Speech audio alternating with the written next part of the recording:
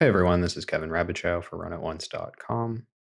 And today I am starting a series where I'm going to look at some footage from the Solve for Why series, Poker Out Loud. I played on season 8 of Poker Out Loud last summer 2022.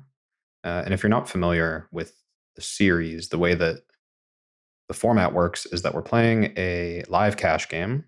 I believe it was seven-handed or six-handed. 5-10 cash game with an ante, big blind ante. And the whole time at the table, you're wearing noise canceling headphones with music playing so that you can't hear anything around you. And then when the action is on you, you pause the music and speak through your thought process as if you're producing a training video in real time. So you get this relatively unique live play training content in a setting where you normally wouldn't get that, which is in live poker. So a lot of times, like online players will do live play and explains, where you play a few tables online. I've done many videos like this, where you do a few tables online and you speak while you play, rather than doing a recording, going back and speaking after the fact.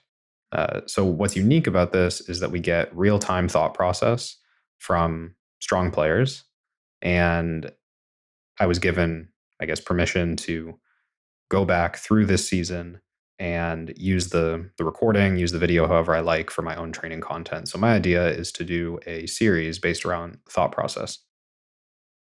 Before I get into the actual footage, I'll talk a little bit about my opinion on thought process, how I coach it, how I like to go about formulating a strategic, kind of simple framework for thought process.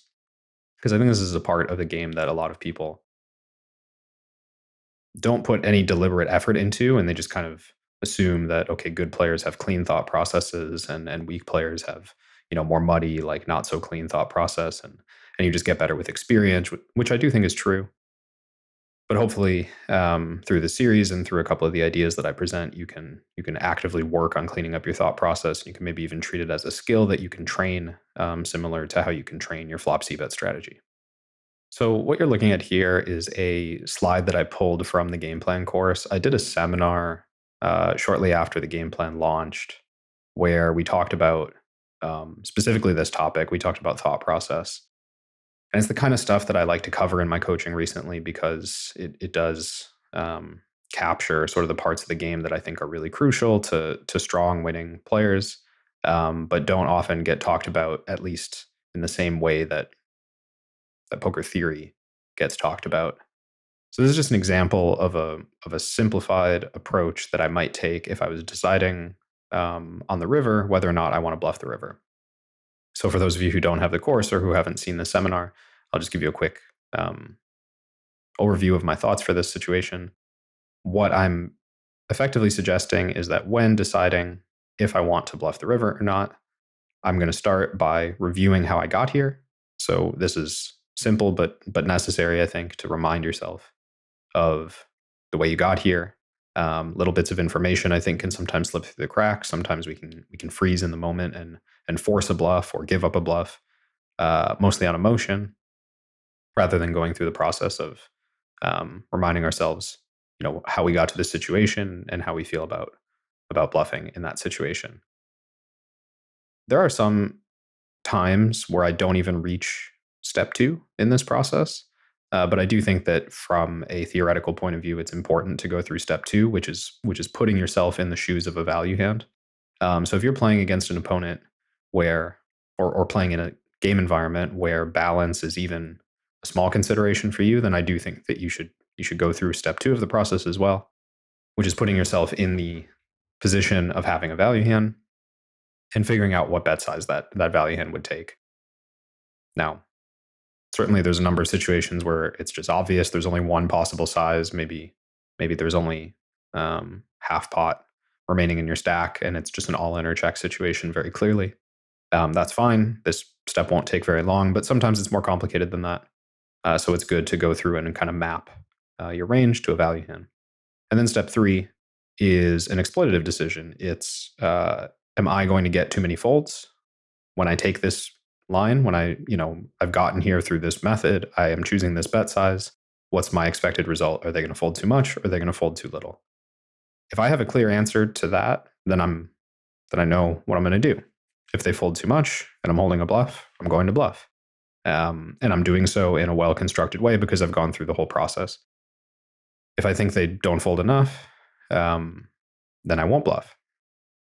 And the thing that's missing from this process intentionally is what's the correct play? What's the theoretically correct play? I only get to that point if I've exhausted my 3-step process. So if I've gotten to the end of step 3 and the answer to number 3 was, I don't know. This is my trigger where if I don't know the answer by the time I've gone through this 3-step process, then I will approximate my best understanding of what I'm supposed to do in theory. So that's the process that I suggested in my seminar.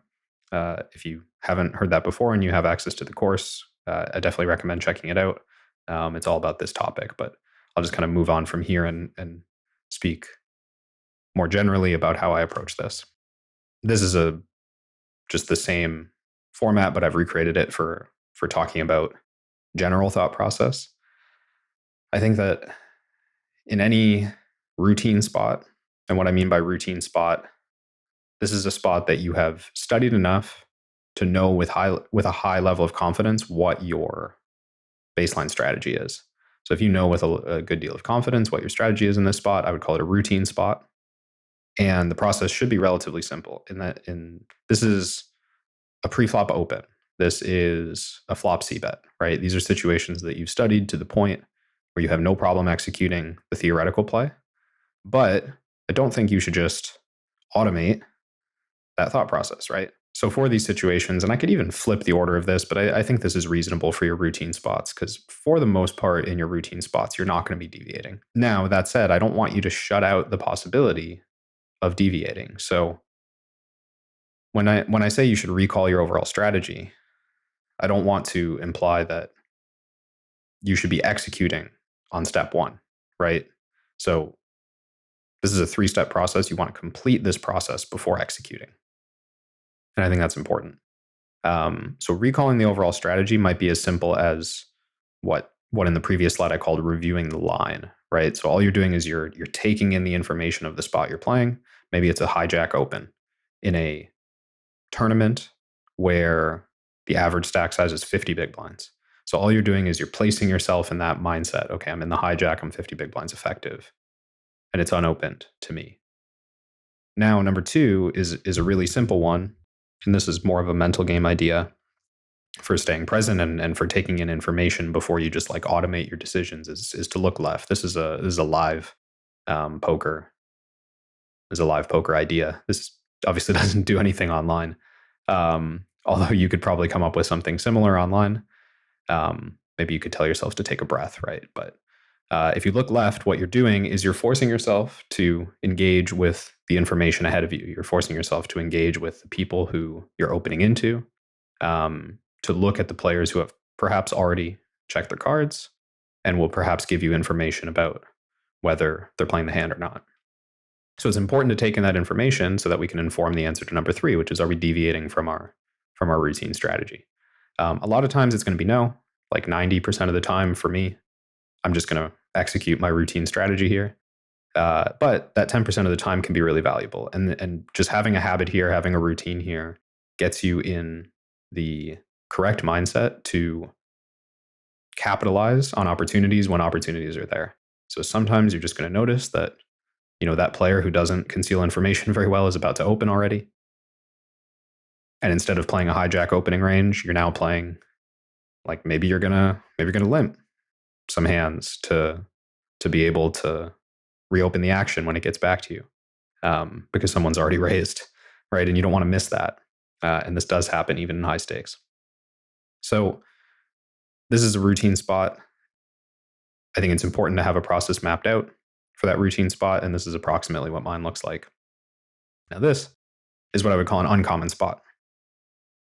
So again, it's just the opposite of a routine spot. This is for any situation where you do not have the strategy pre-planned to a great extent, right? So maybe maybe your river third barrel is reasonably well thought out, but it's uncommon enough that you're going to have to take in the unique details of the situation you're in. Another uncommon spot might just be you're playing four ways to the flop. Somebody check raised and then bet really small on the turn, right? Like the type of situation that happens occasionally, but you never study because it's almost impossible. This is very frequent. It's important to have a system for these situations as well. And I mean, honestly, there's nothing complicated about this system. It's intentionally trimmed down to only the really essential pieces here. But all you're trying to do is make sure that you review how you got there. This, if you can't tell already, this is always step one. It's just like being aware of the situation that you're in, which is surprisingly important to remind yourself of. And step two is really at the core of what I'm trying to do when I'm in an uncommon spot is can I make, well, I'm calling it a pure decision, but can I make an exploitatively winning decision in this spot, right? Can I do something that isn't reliant on trying to guess what the theory of the situation is? Can I just make a good poker decision about the scenario that I find myself in? Now I'm layering a lot of complexity into that, and when we review the thought process on video, you'll hear in some situations how neat and tidy a thought process can be about reaching a pure decision, and in other spots you'll see how complicated and muddied that thought process can get if we're not really sure how to reach a pure decision. So as I go through different scenarios in the videos and different thought processes from different players, you'll get a better idea of what I'm talking about here. And of course, if the answer to can we reach a pure decision is no, then we will approximate theory. So this is very similar to the river bluffing slide that I showed from the course, from the seminar. But this is just generalized for any uncommon situation. So before I get to the video, just a few tips about what I focus on when putting together a good thought process. Perhaps the most important is this first one, which is mapping it out, right? So actually taking the time to do a little bit of work on what your thought process looks like. And if you're not sure how to do this, record a play and explain when you're playing online, if you play online. If you use a trainer, if you're like a GTO wizard or ruse or whatever person and you're using your trainer, you're using Vision, record yourself using that program and talk through your play as you do it, right? Try to record like a training video, essentially, a live play training video. And in whatever way that you do that, it would be valuable to go back, listen to the way that you talked about that spot in the moment, and pay attention to what are the things that are always coming up, right? And what are the first things that you're saying? I do think that a coach is often better equipped, or like a friend, a study partner, whatever, is better equipped to analyze this than yourself, because it's hard to critically analyze yourself in these situations. But basically, what I'd be looking for in a student is I'd be looking for what are the things that are always being talked about first, because that's usually the thing that's going to drive the direction of how you play the hand. And you'd be surprised how little it matters what you say after that, because a lot of times the first couple of things you say determine the course of your thought process. So having a map that places a lot of importance on what comes first, I found to be very successful in determining how players adjust, like what they're focused on or what they're thinking about during hands. From there, these are just tips about sort of execution and how to go about this. When I say trust your knowledge of routine spots, I mean that it doesn't have to be like your number one step of the thought process, which a lot of players are using, does not have to be, well, let's figure out the stack to pot ratio. Let's figure out the correct bet size. Let's figure out the board interaction, the pre-flop ranges, right? It becomes this very solver-based process. And what I try to impart in thought process is like you only know what you know on that day. If you don't know the solver output for that spot on that day, then it's not gonna just materialize in your head in the middle of this hand. You either know it or you don't. So you really have to trust the knowledge that you have, that you've built up from study while you're playing.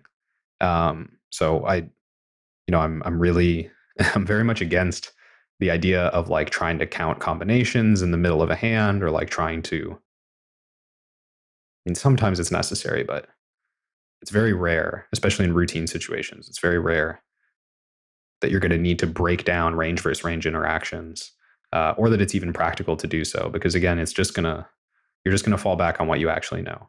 So use that time at the table, use that attention that you have at the table to take in information and to attempt to exploit. This is the third point here: attempt to exploit or aim to exploit, and then fall back on the theory that you already know. If there's no opportunity, no big deal. We're going to use the knowledge that we have. And the last most important thing here is just to pay attention. I mean, we can't accomplish any of this if we're not paying attention. It's extremely difficult to give attention to all the things at the table that need to be given attention. So to have all this extra stuff, all this theoretical stuff, like circling around in your head is going to make it basically impossible. So that's why I do as best I can to like push that stuff to the back burner, trust that I know the theoretical stuff, and just pay attention to what's happening at the table. All right, so the way that I'm going to go about this is I have selected a few hands that I'm involved in. I'm going to play through street by street so that you can hear the thought process as it comes. And I'm not going to like look up the hands. I'm not going to talk about, at least not in any detail, talk about the strategy of how to play these hands. That's already been done actually by Solve for Why in a series they call On Second Thought. They already analyze a lot of these hands in the solver if you're curious to see that. But all I'm really looking to do here is analyze thought process, both my own and my opponent's. So we'll do that one street at a time. So should be good enough to open. Raise. Raise to 25. Hold to the button. Button holds, small blind. Fold. So if we're going to mix for stuff, I'm just going to use my chips, the chip marker, like a clock. This hand, easy decision with the ante. No ante, it would be a fold, but with an ante, there's too much to play for, so we got to call. Big blind calls, heads up. So really quick analysis there for preflop, as you might expect. These are routine spots. I do like that Landon talks about the structure a little bit because this is very close to the beginning of the recording. So this might be the first hand that he's played. So he's talking just a little bit about how he randomizes, but points out that he's not randomizing this time. And for me, you can tell that I'm only playing one size. I'm only open raising. So really the only decision was, is this hand in my range? All things considered, generally clean thought processes. The only thing that neither of us mentioned here was a chance to deviate in some way. I don't know that it was necessary, but I can also say that because I didn't mention it, I was not thinking about it, which is perhaps less than ideal. So 1 point against me for not even thinking about adjusting a preflop strategy. I'm basically just executing a chart, and Landon's just executing a chart, which is fine. But I think it's worth mentioning that neither of us are trying to accomplish that here.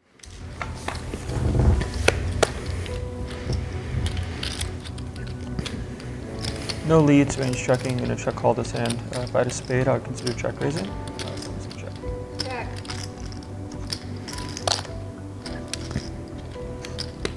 So after opening early, pretty much never going to check an ace-high board, but with 3 low cards, you definitely could check some. And I think with this one though, backdoor flush draw, a lot of need to protect. So I'm just going to try and fold out some medium to high cards, which I think you will be folding even to a small bet. So that's 15. Okay, so Kevin bets small. Kevin's going to bet small here. It's a lot of his range. Basically because my range is going to connect a little bit with this. I'm going to have some 2 pairs, like offsuit 2 pairs, 5, 5, 6. I'm going to have 5, 4. I'm going to have ace 4 off. Sometimes do bet, mostly call. Ace 5, same idea. Mostly call, sometimes do bet.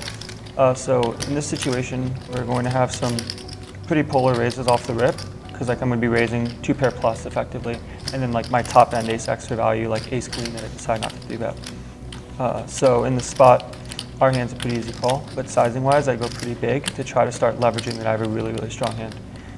So like a hand like 5-6 with a spade, I would call, and then if I had like 6-4, 6 of spades, could definitely use that as a hand to check raise with. But here, it's a pretty easy decision. Calls 15 on a turn, queen of spades. So there's a lot of stuff there already. I think something worth pointing out about the way that this series works is that there's a temptation to talk about a lot of stuff that's not relevant to your hand and your decision making. So I want to kind of comment on the stuff that I think is being said by both of us that should not be thought about, but doesn't need to be thought about in a real game situation. So just kind of starting from the beginning, before Landon checks, Landon says that he doesn't have any leads, and I think it's good that he's cycling through the thought process of, do I have leads here before just assuming a check? I think that's a good habit. But then he says, I'm going to check call this one. I would consider check raise with a spade. So he's kind of already pre-decided the action that's going to take place here. And I think this is problematic. I don't think you want to do any predictive thinking in these situations, because what he's doing is it's like the opposite of priming. He's preparing to not take in information from my play, right? He's sort of decided like, oh, this is the play that Kevin's going to make, and I've already decided how I'm going to respond to that play that he's going to make. So if I do something different from his expectation, now he has to throw all that away and start from scratch. And if I do something that kind of fits his expectation, then he has no reason to consider deviating. He's just going to be like, oh, this fits the story. This is what I was expecting. I'm going to do it as expecting. I think this is very subtle, but pre-deciding what you want to do with your range, I think is not good, because I do think that it's setting yourself up to not take in information. So then from my point of view, the discussion is mostly around recalling the spot. Like I mentioned in the routine process, you want to just recall the overall strategy in that situation. I think this qualifies as a routine spot.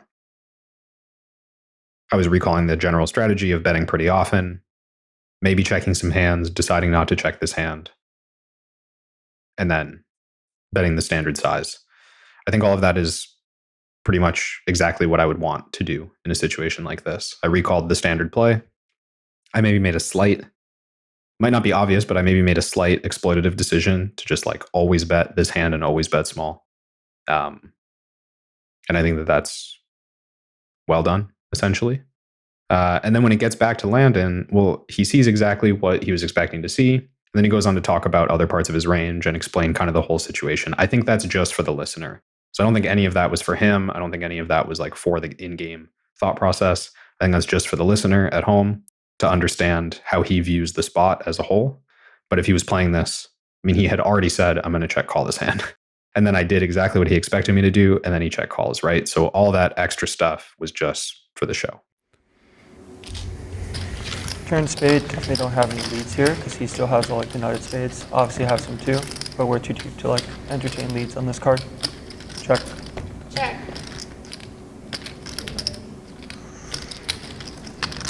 So Queen of Spades is a pretty good card for my early position range again. Pick up a lot of Broadway draws, a lot of pairs of queens.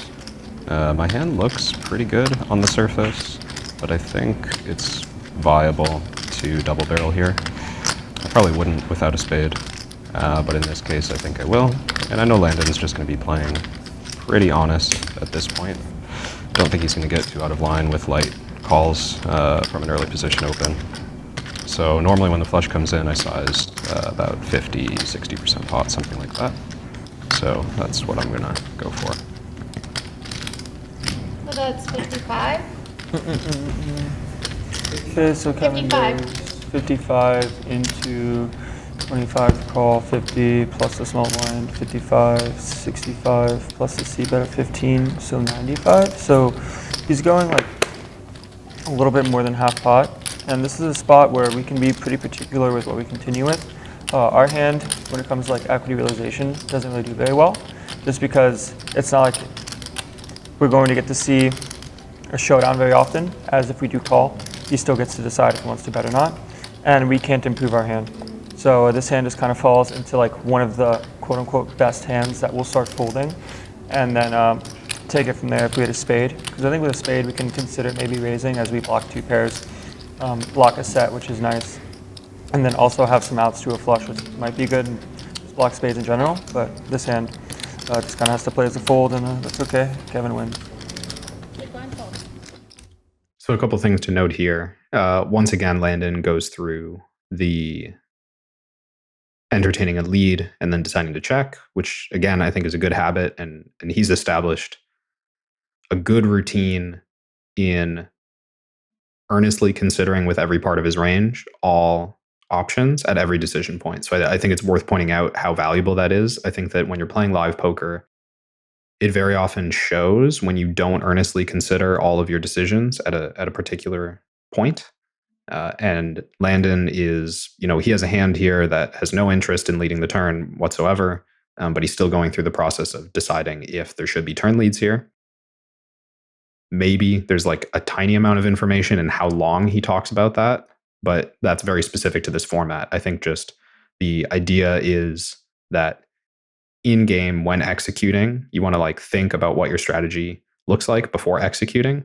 And if you execute the check before thinking, it will look different than if you think before you execute the check. So that's the only point there. I think that's a good habit that he's established. When it comes to me, you can kind of hear this like mix of routine spot and uncommon spot taking over here. I think this is like a transition period from routine to uncommon for me, because the routineness of it is knowing what bet size I'm going to use in this situation and knowing like where this hand strength falls, essentially. But the uncommon part of it is knowing, okay, well, now I'm considering who my opponent is. I'm considering what their flop check raise strategy looks like. I'm considering how their range interacts with this turn because of their flop check raise strategy. So I'm giving a little bit of extra exploitative consideration to the spot, and landing on essentially a pure bluff with this hand because of that information. Now, this isn't a big deviation. This is like, as far as I'm concerned, very close to the routine way to play this hand as well. But I think that's worth mentioning. It shows in the thought process a little bit that I'm already venturing into uncommon spot territory. And when it gets to Landon, I mean, the last thing I want to talk about, I'll be a little critical of his process here. So when it gets back to him, the first thing he has to do is he has to count the pot. There's a lot of dead time in live poker. There's a lot of time between actions. And I think that using that time wisely is valuable. There's no rush in these hands. We're not playing a shot clock tournament or anything like that. So it's really not going to hurt him. But I do think it's a good habit to establish to keep track of the pot size as bets go in. So, after I bet 15 on the flop and he called, he very easily could have made a mental note that the pot increased by 30. And pre-flop, when he called the big blind, he very easily could have made a mental note that the pot was 65. So there's really no reason why I think actually it's maybe whatever. I think 65. So there's really no reason why that information can't already happen. And this is part of what I meant by like clearing up the mental capacity for taking in information. The more time you have to spend thinking about details like that, the less attention you have for thinking about, okay, well, is 60% Kevin's only bet size, or does this signify something about bluff versus value? Is this a situation where, he would think of different bet sizes with different parts of his range? What we didn't really hear, which is fair, this is Landon's style in general, is any indication of like whether he thought I'd be bluffing too much or too little, any indication of like what my thin value bets are. It was all kind of inward focused. It was all like, okay, the theory of how I played my range in this spot is that when I have a spade, I continue. When I have a pair without a spade, I don't continue. And that's all correct. That's all accurate theory. But it closes off that door to exploiting, right? And that's what we don't want to do in our thought process. We don't want to close off the door to making exploitative plays. And if you start by looking at my range and think, okay, well, it's a pretty easy spot to want to bluff this card. When the queen of spades comes in, a lot of queens are going to connect and check back the turn. A lot of aces without a spade are also going to check back the turn, right? He could focus the conversation more on me and how I'm going to play my range. And that is going to maybe lead him down the path to finding an opportunity. But by focusing inward and just talking about theory and how his hand is supposed to play, he closes that door. So I don't think that's the sign of a bad thought process, but I do think that that's an area for improvement for a lot of players, Landon included. Definitely good enough.